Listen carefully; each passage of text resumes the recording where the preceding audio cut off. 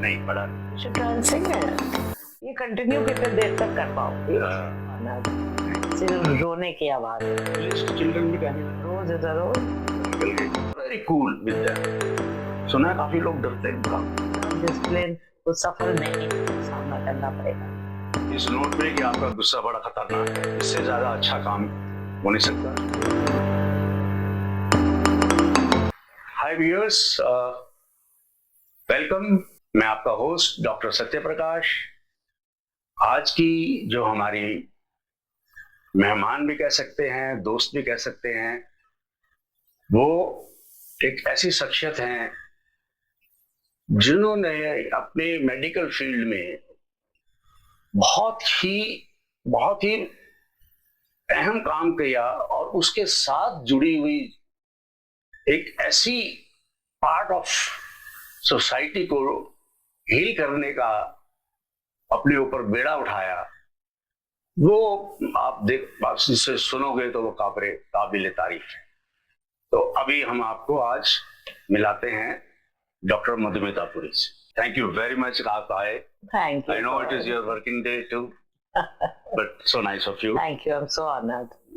आप medical institute में, All India Institute, और सबसे premier institute of the, in fact country का तो है, वर्ल्ड का भी है, वहां पे आप क्लिनिकल साइकोलॉजिस्ट थे, अपने डॉक्टरेट किया, प्रोफेशन को एंजॉय कर रहे थे। तो ये करते करते सडनली डिसेबल्ड बच्चों के साथ स्पेशली काम करने का जज्बा,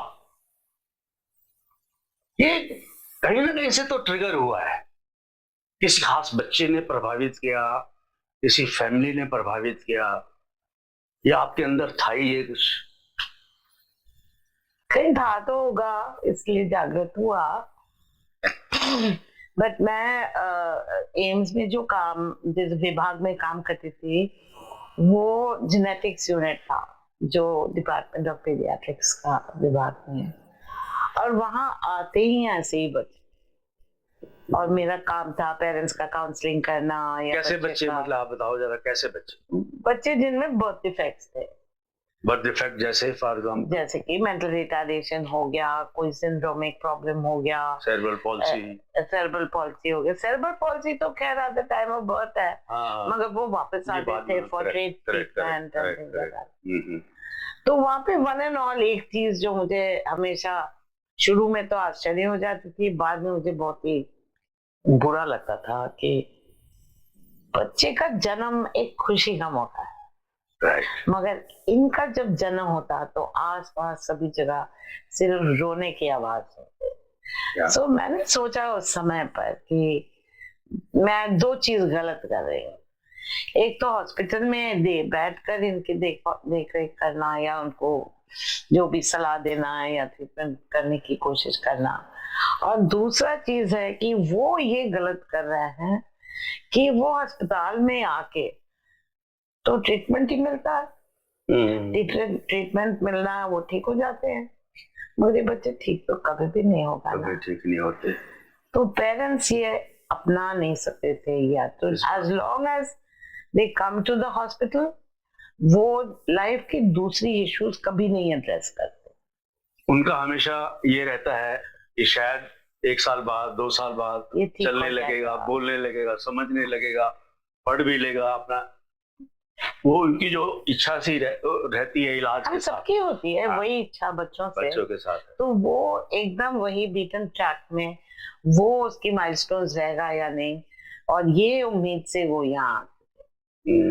तो मैंने कहा इसका सुधार मैं एक ही चीज कर सकती हूँ कि मैं ही यहाँ से निकल जाऊं और कहीं और ऐसे समाज के अंदर जाके बैठूं जहाँ पे फिर ये लोग जिनसे मैं भी संपर्क में थी, वो आकर एक दूसरे नजर से उनके बच्चे के जीवन को देखें।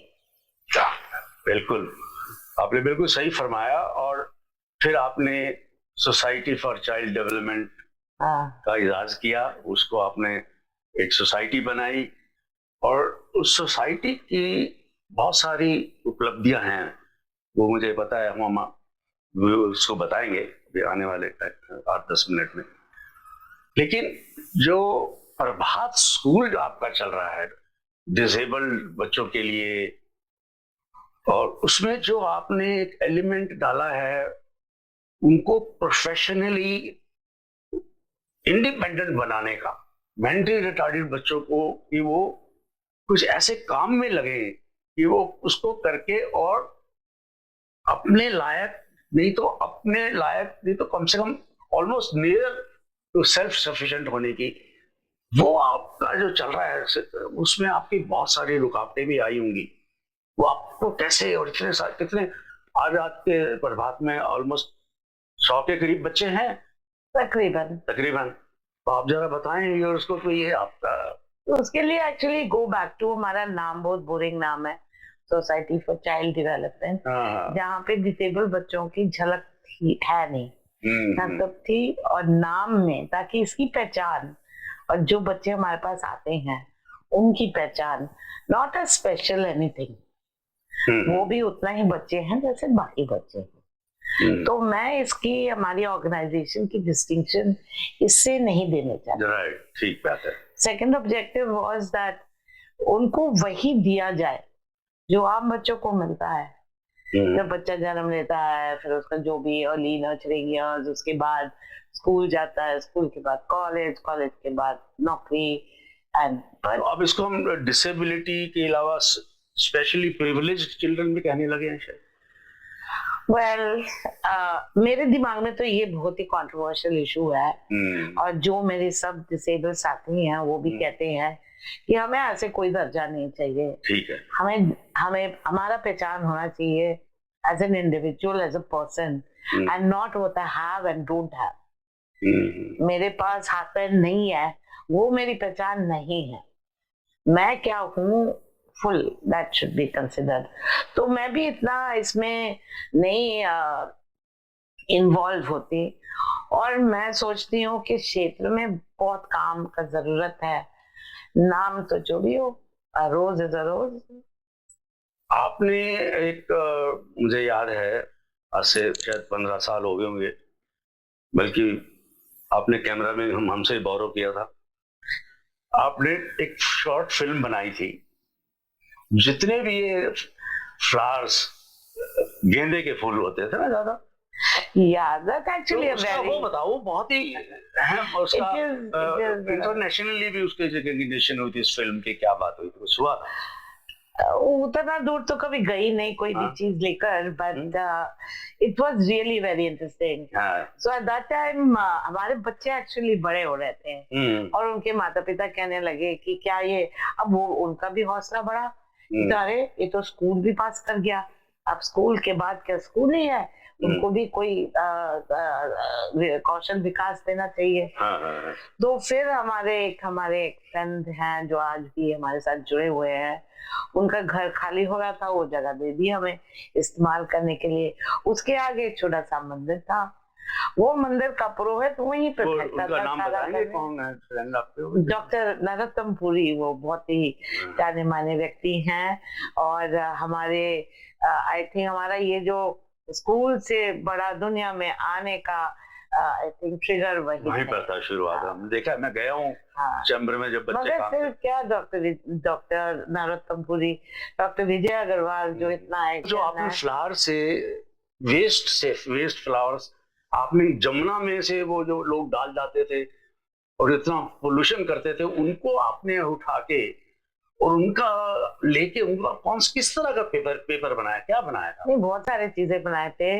फिर हम कलेक्ट करने लगे बहुत सारे मंदिरों से, and department of environment, ministry of environment सब जुड़ गए इसमें, और हम जो फ्लावर से उसे होली के रंग बनाते थे।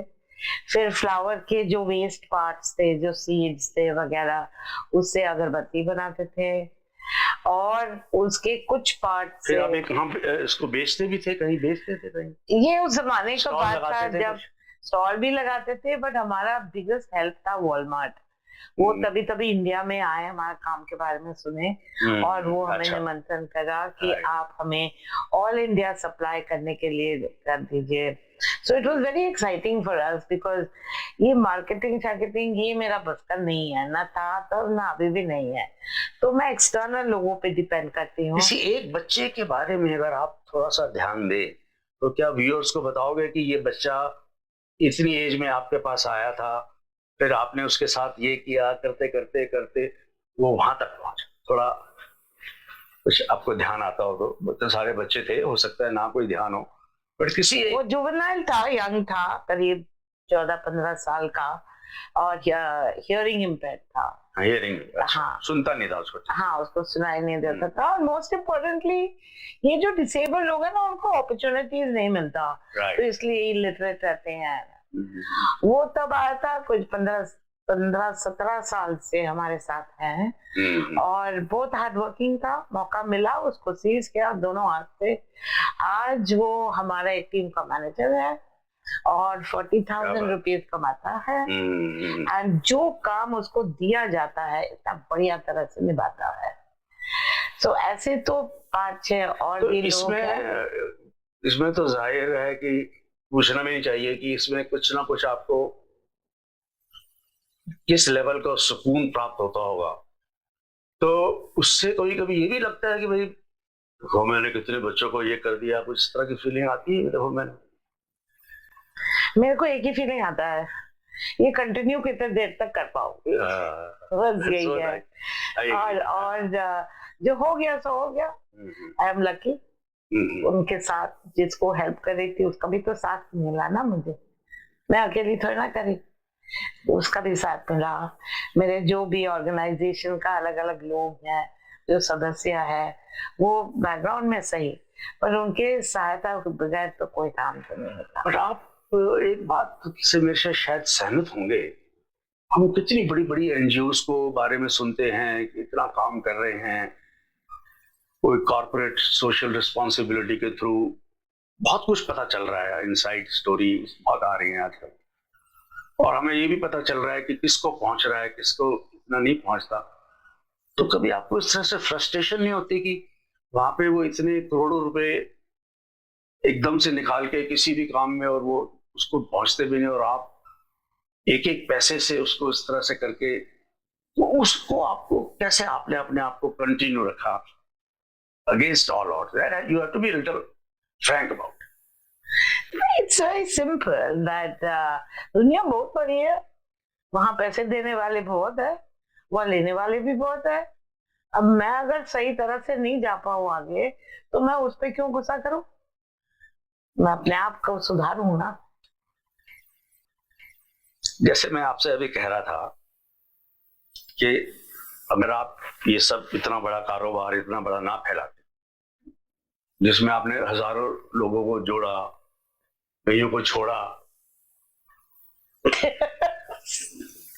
किसी को नहीं छोड़ा नहीं, जैसे 1-2 लोग छोड़ के गए। एनीवे, मतलब ये है कि इतना करती तो आप एज ए क्लिनिकल साइकोलॉजिस्ट आज head of the department may be institute में, तो उस लाइफ से और इस लाइफ में अगर मैं तो देख पा रहा हूँ कि क्या इतना फर्क है। लेकिन नॉर्मली तो कोई भी अदरवाइज इंसान होता, उसने डॉक्टर बन गए, अपना काम करो, profession and do it and that's it. But somewhere could you believe कि जब आपने स्टार्ट किया था कि इतना बड़ा काम हो जाएगा, कि इतने बच्चों की हेल्प, और मैंने तो इतना देखा है कि जो आपके स्टाफ है दे वुड वेट कि चलो सैलरी अगले महीने मिल जाएगी, और वो फिर भी वही लगे रहते थे। समवेयर ये भी तो हो सकता है ना मधुमिता जी कि उनके बच्चों की अपनी भी किस्मत है कुछ, कि उनके साथ आप जुड़ गई या और लोग जुड़ गए। See, of course, एक कोई काम करने में और डूइंग इट वेल, उसका एक अपना ही आनंद है, जो सिर्फ मुझे क्या स्टाफ को भी मिलता है। बट मेनी टाइम्स लोग जुड़ के रह नहीं सकते, बिकॉज रोजमर्रा के जीवन के और भी जरूरतें आगे आती हैं। अब मेरा बहुत नोबल थॉट है मानो, और मैं ये करने चाहती हूँ, वो करना, मगर मेरे बच्चे, मेरे घर में खाने पीने का पैसा नहीं है। बनारस कैसे पहुंच गए? आपने सुना आप बनारस भी जाके आपने कुछ वहां पे भी कुछ 2-3 वॉलंटियर्स को किसी फ्लावर्स में या किसमें कौन से काम में? वॉलंटियर्स के साथ मैं आमतौर पे काम नहीं करती, बिकॉज मेरा जो ये है that everybody must benefit from this work, and अगर मेरे साथ जुड़ोगे तो थोड़ा लगातार काम करने की जरूरत है। मैं तो तब तक नहीं कॉल शॉर्ट कर सकती ना अगर उनको पैसे नहीं देती। पैसे दो, वो करते हैं। बनारस में जाके यही फूलों का काम करने शुरू करे और करीब 18-20 हजार लोगों को इस चीज में ट्रेनिंग दी थी। NSDC एक नेशनल स्किल डेवलपमेंट कॉर्पोरेशन के साथ। बट अभी वो काम वहाँ हम नहीं कर रहे हैं, मगर जो हम काम कर रहे हैं कुछ क्राफ्ट बेस्ड वर्क कर रहे हैं। छोटा सा ऑफिस है, वहाँ पे कुछ लोग डिसेबल्ड हैं, उसी से आमदनी चलाते हैं, वहाँ करते हैं। कुछ बच्चे आपने ऐसा भी है कि किसी जगह उनको किसी इंस्टीट्यूशन में या किसी ऐसी जगह पे उनको आपने अपने कहने से कोई जॉब दिला दी, या किसी को वॉचमैन या किसी को टेलीफोन ऑपरेटर या कुछ ऐसा? जो लोग जिनके साथ ज्यादातर हम काम करते हैं वो actually bottom of the pile है, जहाँ पे किसी को कहीं नहीं मिला, किसी नौकरी नहीं दिया, कुछ नहीं पाया, तो फिर वो हमारे पास आए। वो जो आप बहुत सारी वेस्ट प्रोडक्ट से और बहुत सारी चीजें इतनी सुंदर सुंदर हमने उसे देखी वहां रखी थी, जैसे कोको कोला के टिन और क्या क्या चीजें इस्तेमाल करती हो वहां पे आप वेस्ट प्रोडक्ट्स में से? कुछ भी। हम लोगों के घरों में जाते हैं, उनके दाल चावल के प्लास्टिक रैपर्स पिकअप करते हैं, पोटैटो चिप्स के जो रैपर्स है वो पिकअप कर लेते हैं, कंप्यूटर के पेरिफेरल्स पिकअप करते हैं, सीडीज और जो पुराने चीजें हैं, फ्लॉपी डिस्क जो आप अलमारी खोलेंगे कहीं ना कहीं पीछे पड़ी होगी, ऑफिस से पुराने फाइल्स, पुराने कागजात, वो सारा कुछ लेकर ट्रेडिशनल आर्ट फॉर्म्स के जरिए हम नए चीज बनाते हैं। जैसे कि हमारे मित्र हैं जो हमें बेवरेज कैंस देते हैं, वो कैंस को एक स्मेल्टिंग एक प्रोसीजर है, उसके थ्रू हम कान के बालियां बनाते हैं या गले के पेंडेंट्स बनाते हैं। फिर हम ऑफ कोर्स जो पॉटरी है उसमें वेस्ट तो वैसे नहीं यूज हो रहा, बट पॉटरी के जरिए उसके जो केसिंग होता है या उसके पेंडेंट्स होते हैं, इस तरह से basic idea is we use waste as a resource, उसे पैसे बचाते हैं, बाजार में जाके नए चीजें नहीं खरीदते हैं, जो पुराने चीजें देते हैं इमेजिनेशन यूज करके उसका नया रूप रंग देते हैं। और आप क्लाइमेट चेंज में भी इसमें आपका एनवायरनमेंट तो हमेशा फोकस में रहा और ये सारा काम हमारा जो डिसेबल्ड साथी हैं वो करते हैं। मैं तो सिर्फ ऐसे बोलती हूँ ये करो वो करो। बहुत अच्छा बोलती हो। व्यूअर्स को दिखाएं, बड़ा अच्छा लगेगा।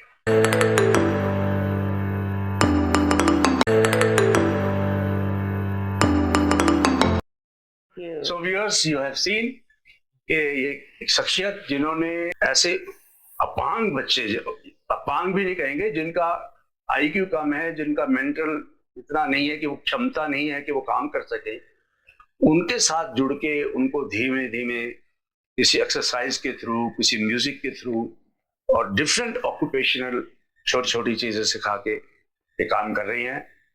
तो thank you very much Madhumita ji. Thank you.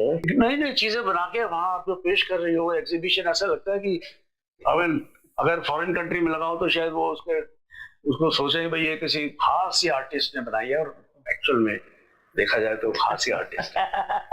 तो ज्यादातर डाउन सिंड्रोम से काफी डाउन बच्चे भी मेंटली कॉग्निटिवली चैलेंज्ड है, वो है मेंटली इल है। अच्छा, एक बड़ी इंटरेस्टिंग बात है जो हमें आपके बारे में मैंने ऑब्जर्व की है और आपने भी देखा है कि when you are with the children, disabled, you know, those children who are you looking after, उनमें बहुत सारे वो आपके सुनते नहीं, हंसने शुरू कर दिया, उधर निकल गए, and you are very cool with them, आराम से इधर आओ।